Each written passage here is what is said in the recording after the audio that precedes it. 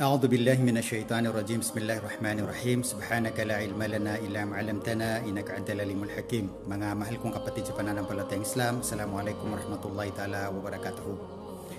Mga kapatid sa pananampalatayang Islam, kabilang po sa mahigpit pong ipinagbabawal ng ating reliyong Islam at malaking kasalanan po sa Allah subhanahu wa ta'ala ay ang tinatawag na riba o di kaya ay 5-6 na gawain.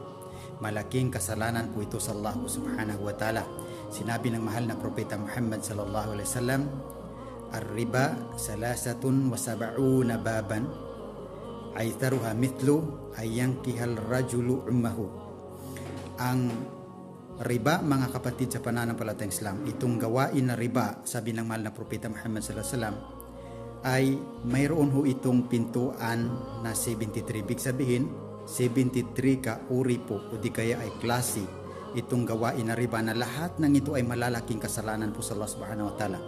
At ang pinakamagaan na kasalanan mula rito sa mga gawain na riba na ito, mga kapatid sa pananampalatayang Islam, ang pinakamagaan lamang na kasalanan ay katulad ng kasalanan ng isang lalaki na nakikipagtalik sa kanyang sariling ina. At sinabi pa ng mahal na propeta Muhammad sallallahu alaihi wasallam, "Dirhamur riba ya'kuluhu ar-rajul wa huwa ya'lamu asaddu min sittatin wa salasina zanya."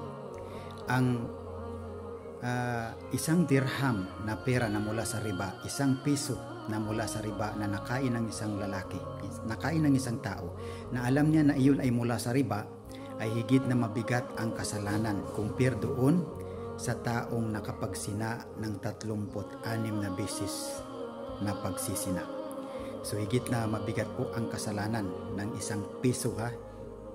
Papaano pa kaya yaong tao na hindi lang isang piso na pera mula sa riba ang kanyang kinakain, bagkus libu-libong pera na kanyang kinakain, ipinapakain sa kanyang pamilya na mula sa haram na 5-6 o di kaya ay riba. So ang halimbawa nito, mga kapatid sa pananampalatayang Islam, ay yaong mga tao na nagpapautang ng pera. Ang kanyang negosyo ay 5-6 o di kaya ay riba.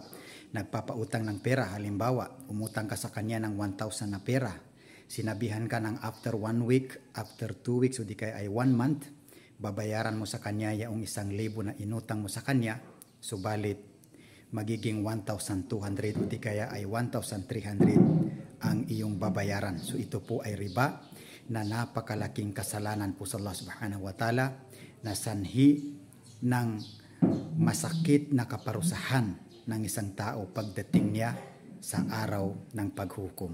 Wassalamualaikum warahmatullahi wabarakatuh.